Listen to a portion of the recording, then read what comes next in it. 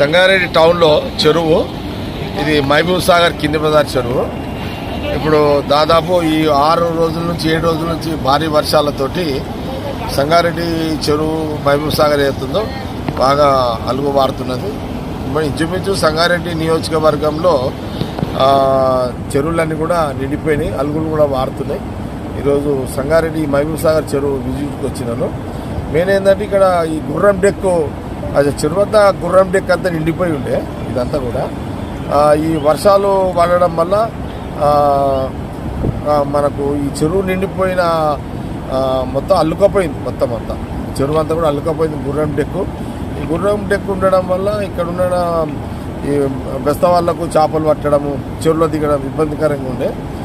ఈ వర్షాలు రావడంతో ఫ్లోకి మొత్తం వాటర్ యొక్క ఫ్లోకి గుర్రం డెక్ అంతా కూడా మ్యాక్సిమము 60% అంతా వెళ్ళిపోయింది. ఇంకా 40% ఉంది, అది ఒక కొనాకు వచ్చింది అదంతా.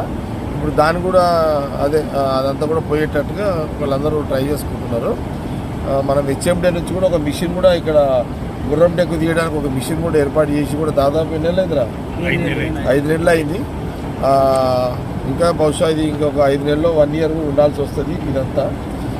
కాబట్టి మొత్తం మీద ఇప్పుడు అలుగు కూడా మంచి 5-6 రోజులు అలుగు వారడంతో గుర్రం డెక్ అంతా కూడా వెళ్ళిపోతుంది. కొంత వాటర్ కూడా కొంత ఫ్రెష్ వాటర్ కూడా రావడం జరిగింది.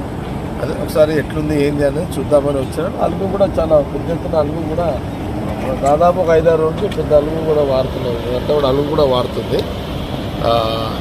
అది ఒకసారి చూద్దామని రావడం జరిగింది. ఓకే.